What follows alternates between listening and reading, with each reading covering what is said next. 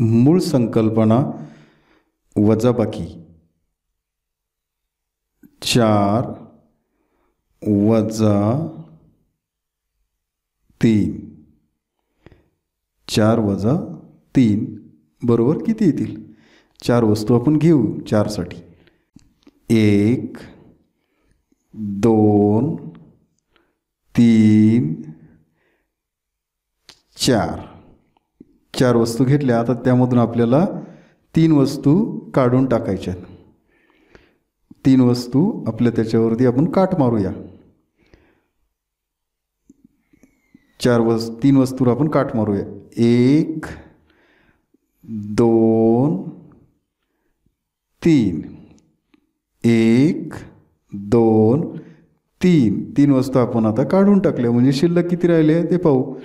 तर शिल्लकमध्ये आपल्याला एक गोल शिल्लक राहिलेला दिसतोय.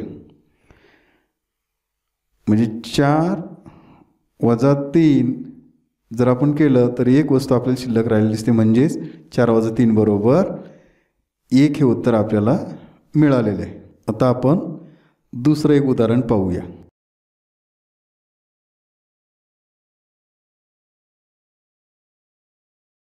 प्रश्नचिन्हाच्या जागी कोणती संख्या येईल? म्हणजेच प्रश्नचिन्ह बरोबर 5 वजा 2 5 वजा 2 बरोबर प्रश्नचिन्हाच्या जागी कोणती संख्या असेल? म्हणजे प्रश्नचिन्हाच्या जागी असणारी संख्या बरोबर 5 वजा 2 हे त्याचं उत्तर आपल्या या ठिकाणी पाहायचं आहे.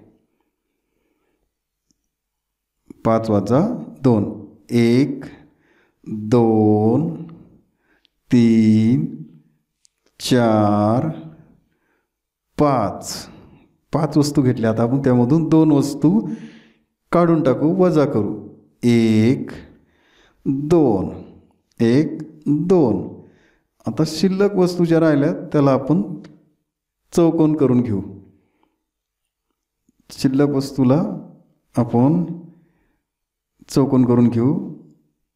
म्हणजे आपल्या लक्षात येईल किती वस्तू शिल्लक राहिल्यात. 5 वजा 2 बरोबर किती शिल्लक राहिले? 1 2 3 3 वस्तू या ठिकाणी शिल्लक आपल्याला दिसत आहेत. म्हणजेच 3 बरोबर 5 वजा 2 हे त्याचं उत्तर येत आहे. आणि 5तून 2 गेले म्हणजे 3 या ठिकाणी प्रश्नचिन्हाच्या जागी आपण लिहू.